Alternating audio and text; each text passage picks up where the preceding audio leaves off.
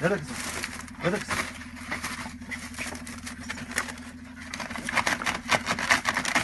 Buraya bir bakalım ya. Buraya tepsi var. Yolun açması var. Gördün mü? Tamam abi. Şimdi bir dur bir. Şimdi bak. Bunu buradan zaten Orada poşetler abi. var. Tamam. Abi onlar Evet. da değil. Renk görünüm itibariyle ereği maddesi. Evet abi. Tamam.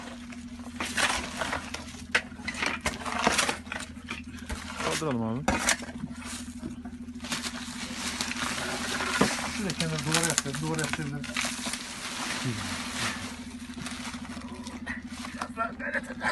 Etrafını açalım öyle çık. Kaldır. Kaldır. Evet. Evet. Yine aynı maddeden. Maddenin devamı da burada. Varil içinde. Bir varil daha var. Aferin sana. Aferin sana. Ara.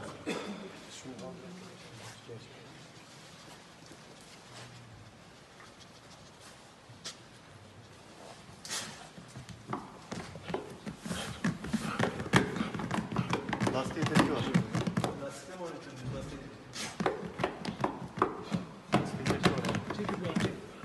Çek. Bir bakalım buraya. Gel. Deveyi tak Hüseyin. Kayarım. Ah, döküldü. Patlattık ya. Çıktı. Tamam. Aç böyle.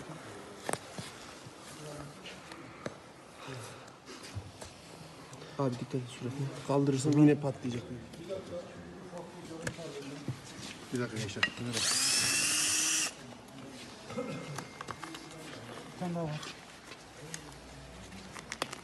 Sen şunu. Nasıl kokuyor? Şimdi şurayı kenara koyalım.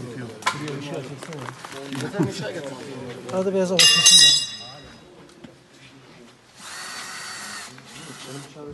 Bak kesmiyor ki. Al abi şurada bir tane var. Şurada var. Burada var abi. Tamam görüyorum. Şöyle az daha yatırın lastiği. Çivi var ne var? Bir de ayağıma bak.